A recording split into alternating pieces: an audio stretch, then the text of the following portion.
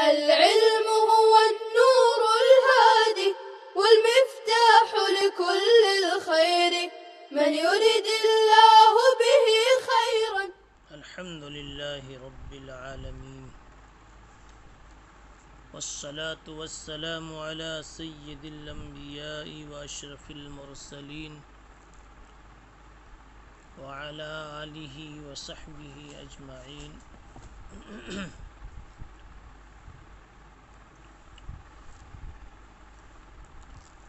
باب الشروط التي لا تحل في النکاح.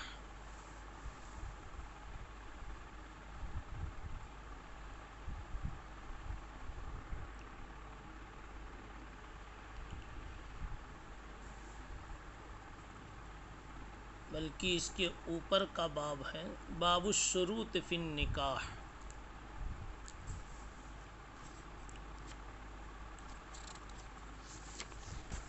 نکاح میں جو شرائط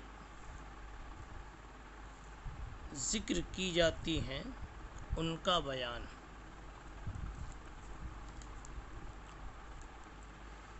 الشروط المتعلقہ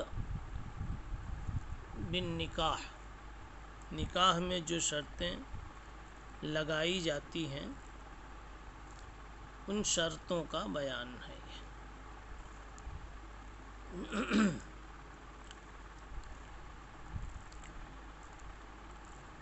جو شرطیں نکاح میں لگائی جاتی ہیں وہ 3 قسم کی ہیں.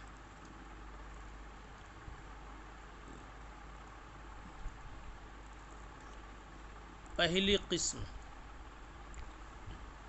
وہ شرطیں جن کا پورا کرنا ہر حال میں لازم اور ضروری ہو شوہر کے لیے. یعنی عورت نکاح میں شرط ایسی لگائے جن شرطوں کا شوہر کے ذمے پورا کرنا بہرحال لازم ہے، اور وہ صحیح شرطیں ہیں اور وہی شرط ہے جس کو قرآن مجید نے پیش کیا. فَإِمْسَاكٌ بِمَعْرُوفٍ او تسریح بِإِحْسَان کے اندر میں. یعنی شوہر بیوی کو شریعت کے مطابق رکھے اچھے انداز میں، اور اگر وہ اچھے طریقے سے رکھنے سے عاجز ہو تو پھر شرعی طریقے سے اس کو چھوڑ دے. رکھے تو بمعروف، چھوڑے تو بمعروف. امساکم بمعروف او تسریح بالاحسان. یہ شرط ایسی ہے، اگر کوئی عورت اپنے شوہر سے یہ شرط لگاتی ہے کہ میں آپ کے ساتھ نکاح کے لیے راضی ہوں اس شرط پر کہ آپ امساک بالمعروف اور تسریح بالاحسان کا بھرپور لحاظ رکھیں، ایسی شرط معتبر ہے. اور یہ 3 قسم کی شرطوں میں قسم اول ہے.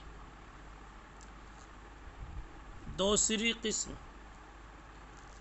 وہ شرط جو بالکل عقد نکاح کے مزاج کے خلاف ہو، شریعت میں اس کی وفا کی، اس کو پورا کرنے کی گنجائش نہ ہو، جس کا پورا کرنا بالاتفاق حرام ہو. مثلا عورت ایسی شرط لگائے کہ میں نکاح پہ راضی ہوں اس شرط پر کہ تم اپنی سابقہ بیوی کو طلاق دے دو. ایسی شرط کا پورا کرنا درست نہیں، قبول کرنا بھی درست نہیں. تیسری قسم وہ شرطیں جن میں طرفین میں سے کسی کا کوئی فائدہ ہو. مثلاً عورت یہ شرط لگائے کہ اس کے ہوتے ہوئے، عورت یہ کہے کہ میرے ہوتے ہوئے کسی دوسری عورت سے تم شادی نہیں کر سکتے، یا فلاں ہی گھر میں تم کو رہنا ہوگا، کسی اور جگہ نہیں رہ سکتے۔ یہ تیسری شرط اس انداز کی ہے کہ جمہور علماء ایسی شرط کو بھی غیر معتبر اور غیر صحیح قرار دیتے ہیں۔ امام احمد اور امام اسحاق ان دونوں حضرات کے نزدیک ایسی شرط معتبر ہے۔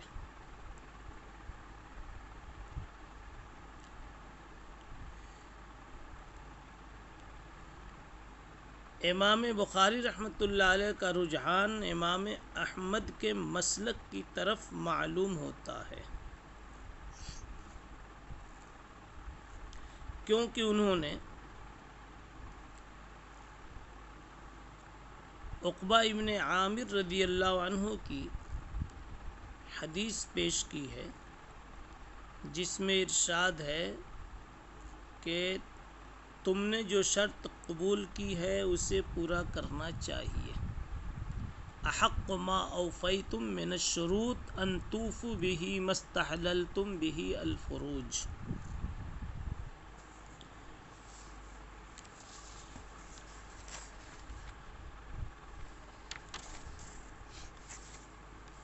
اب آپ مختصر طور پر اس اختلاف کو اور شرطوں کو جاننے کے بعد پہلے عبارت دیکھیں۔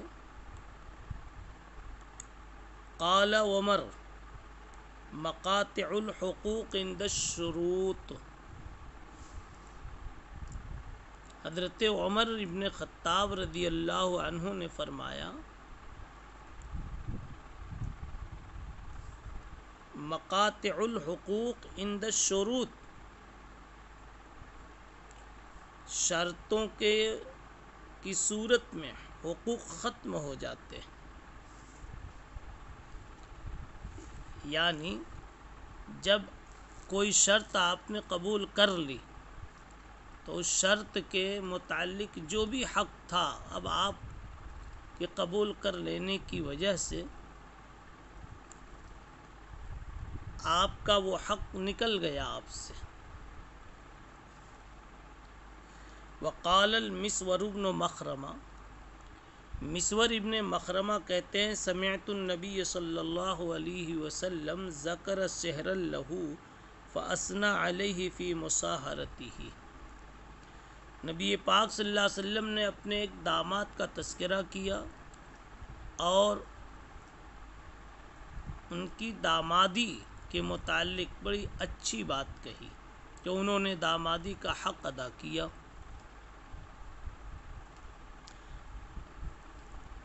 چنانچہ آپ نے فرمایا کہ حدثنی فصدقنی ووعدنی فوفی لی، کہ اس آدمی نے مجھ سے بات کی تو سچ بات کہی، وعدہ کیا تو پورا کر کے دکھایا۔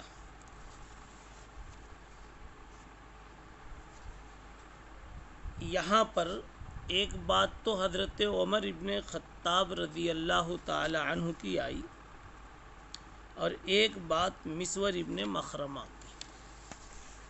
اب اس باب کے اندر میں ایک تیسری چیز ہے، وہ مرفوع روایت ہے عقبہ ابن عامر کے حوالے سے، اس کو بھی یہاں دیکھ لیجئے، پھر بات آگے بڑھائی جاتی ہے۔ بہی قال حدثنا ابو الولید ہشام بن عبد الملک قال حدثنا لیث عن یزید ابن ابی حبیب عن ابی الخیر عن عقبۃ عن النبی صلی اللہ علیہ وسلم قال احق ما اوفیتم من الشروط ان توفوا به ما استحللتم به الفروج۔ نبی پاک صلی اللہ علیہ وسلم نے ارشاد فرمایا تمام شرائط میں سب سے زیادہ ان شرائط کا پورا کرنا لازم ہے جن کی وجہ سے تم نے اپنی بیویوں کی شرمگاہ کو حلال کیا، جن کی وجہ سے تم نے نکاح مکمل کیا ہے۔ شرمگاہ حلال کیا کا مطلب نکاح تم نے مکمل کیا۔ اب تین قسم کی شرطیں آپ کے سامنے آئی تھی۔ پہلی شرط جو قرآن سنت کے مطابق، دوسری شرط بالکل قرآن و سنت کے خلاف ہے۔ مثلا پہلی شرط تو یہ تھی، بیوی کہے کہ رکھنا مجھے تو اچھی طرح رکھنا، چھوڑنا تو اچھی طرح سے چھوڑنا۔ دوسری شرط، عورت کو واہیات شرط لگائے کہ تم مجھ سے شادی اگر کرتے ہو تو اپنی فلاں بیوی کو تم کو طلاق دینا ہوگا۔ تیسری شرط جس میں زوجین میں سے کسی ایک کا فائدہ ہو اور ایک کا نقصان ہو، کسی ایک کا فائدہ صرف جس میں مضمر ہو۔ اس تیسری شرط کے سلسلے میں ابھی میں نے عرض کیا، جمہور اس کو بھی غلط مانتے ہیں، البتہ امام احمد اور اسحاق ابن راہوے وغیرہ اس کو صحیح قرار دیتے ہیں۔ امام بخاری رحمۃ اللہ علیہ کا رجحان بھی امام احمد ابن حنبل وغیرہ کی طرف ہے، اس لیے کہ انہوں نے جو روایت پیش کی ہے، مرفوع روایت عقبہ ابن عامر کے حوالے سے، اس میں نبی پاک صلی اللہ علیہ وسلم کا یہ ارشاد ہے کہ نکاح کے وقت جو شرطیں لگائی جاتی ہیں ان کا پورا کرنا سب سے زیادہ لازم اور ضروری ہوتا ہے۔ اس سے پتہ چلتا ہے نکاح کے وقت جو شرط اس قسم کی لگ گئی اس کو پورا کرنا چاہیے۔ جمہور علماء اس روایت کو، یعنی عقبہ ابن عامر والی روایت کو محمول کرتے ہیں ان شرطوں پر جو عقد کے مناسب ہوں، اور یہ جو شرط عقد سے ہٹ کر لگائی جاتی ہے وہ اس قابل نہیں ہوا کرتی کہ ان کو پورا کیا جائے۔ اور باب کے ذیل میں ترجمۃ الباب کے بعد فوراً جو حضرت عمر رضی اللہ تعالی عنہ کا ایک اثر پیش کیا، قال عمر مقاطع الحقوق عند الشروط، یہ ایک تعلیق ہے، اس کی سند یہاں منقول نہیں ہے، لیکن سعید ابن منصور نے سند اس کی مکمل پیش کی ہے، اور حضرت عمر سے اس کو نقل کرنے والے عبد الرحمن ابن غنم ہیں، انہوں نے یہ بات کہی، انہوں نے یہ بات سنائی کہ حضرت عمر نے فرمایا مقاطع الحقوق عند الشروط، کہ حقوق وہاں ختم ہو جاتے ہیں جہاں شرطیں آ جاتی، یعنی شوہر نے عورت کی کسی شرط کو قبول کر لیا تو اس سے متعلق شوہر کا جو حق تھا وہ ختم ہو گیا۔ مثلا یہ مان لیا کہ دوسری عورت سے شادی نہیں کرے گا، تو اب دوسری عورت سے شادی کرنے کا جو حق تھا وہ حق اس کا ختم ہو گیا، اس کے صرف کہنے کی وجہ سے نہیں، اس کے مان لینے کی وجہ سے۔ اور دوسرا اثر، دوسری تعلیق بلکہ اس میں حضرت مسور ابن مخرمہ کی، انہوں نے فرمایا کہ میں نے نبی پاک صلی اللہ علیہ وسلم کو ایک مرتبہ اپنے ایک داماد کا تذکرہ کرتے ہوئے سنا، اور داماد کی بڑی اچھی تعریف کی دامادی کے تعلق سے، کہ گویا انہوں نے دامادی کا حق صحیح ادا کیا، اور حضور پاک صلی اللہ علیہ وسلم کی جو صاحبزادی ان کے نکاح میں تھی ان کے ساتھ حسن سلوک کیا۔ کون سے داماد تھے اور کس معنی کر کیا دامادی کا حق اچھا ادا کیا، اس کی تھوڑی سی تفصیل اس طرح ہے کہ حضور پاک صلی اللہ علیہ وسلم کی سب سے بڑی صاحبزادی حضرت زینب کے شوہر ابو العاص ابن الربیع یہ داماد یہاں مراد ہے۔ بدر کی جب لڑائی ہوئی تو اس موقع پر یہ مکے سے مسلمانوں کے خلاف کفار کے ساتھ نکلے تھے، اور غزوہ بدر میں مسلمانوں کے ہاتھ گرفتار ہو گئے، لیکن حضور پاک صلی اللہ علیہ وسلم نے ان کو پھر آزاد کر دیا، اور اس شرط پر آزاد کیا کہ وہ مدینہ جائیں، وہ حضرت زینب کو مکہ جا کر مدینہ بھیج دیں۔ چنانچہ ابو العاص نے، داماد نے وعدہ کیا، جو بات کی اس کو سچ کر دکھایا، وہ مکہ پہنچ کر انہوں نے مدینہ بھیج دیا۔ اس موقع پر اسی بات کو سوچ کر جناب رسول اللہ صلی اللہ علیہ وسلم نے یہ فرمایا، حدثنی فصدقنی، اس نے مجھ سے بات کی تو صحیح بات کی، اور مجھ سے وعدہ کیا تو وعدہ کو پورا کیا۔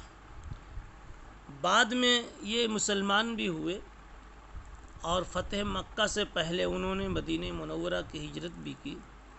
حضرت زینب دوبارہ ان کے پاس آئی۔ صدیق اکبر رضی اللہ تعالیٰ عنہ کے دور خلافت میں ان کا انتقال ہوا۔ امام بخاری رحمۃ اللہ علیہ نے یہ تعلیق پیش کر کے یہ بتا دیا کہ اگر کوئی شرط قبول کی جائے تو اس کا ایفا ہونا چاہیے۔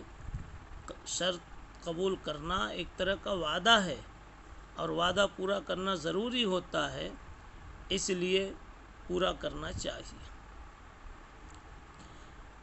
اس کے بعد جو عقبہ ابن عامر جوہنی کی روایت ہے، حضور پاک صلی اللہ علیہ وسلم کا ارشاد ہے کہ تم پر سب شرطوں سے زیادہ نکاح کی شرطوں کو پورا کرنے کا حق ہے، جس کی وجہ سے تم نے عورتوں کی شرمگاہوں کو نکاح کے راستے سے حلال کیا ہے۔ معلوم یہ ہوا کہ نکاح کے وقت میں جو شرطیں نکاح کے مقتضیات سے میل کھاتی ہوں، اگر ایسی کوئی شرط لگائی گئی تو اس کو پورا کرنا ضروری ہے۔